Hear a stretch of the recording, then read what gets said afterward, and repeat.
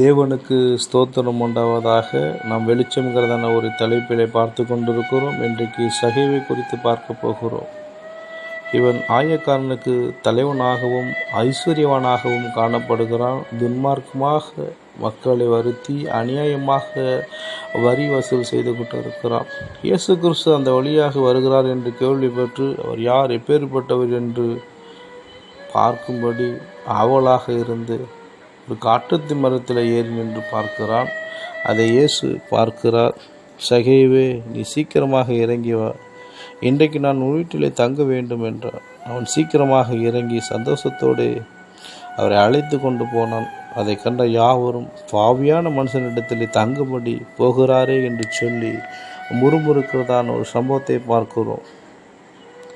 அவன் ஆண்டவர்களிடம் சொல்லுகிறான், என் ஆஸ்தியை பாதி ஏழைகளுக்கு கொடுக்கிறேன். நான் ஒரு இடத்தில் எதையாகிலும் அநியாயமாக வாங்கினது உண்டானால் நாளத்தனியாக திருப்பி செலுத்துகிறேன் என்று சொல்லுகிறான்.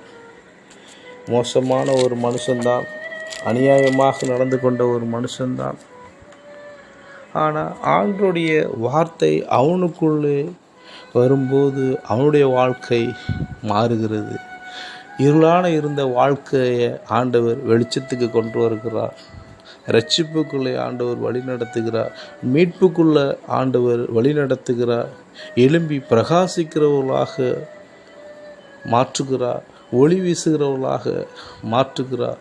ஆண்டவருடைய வார்த்தை எப்பேற்பட்ட மனிதனையும் மாற்றிவிடும். பாவத்திலையும் சாபத்திலையும் வாழ்ந்து கொண்டிருக்கிற அநேகருடைய வாழ்க்கையே ஆண்டவருடைய வார்த்தை மாறும்.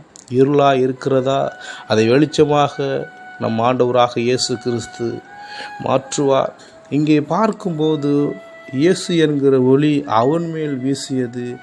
அவனது பாவங்கள் அவனுக்கு உணர்த்தியது.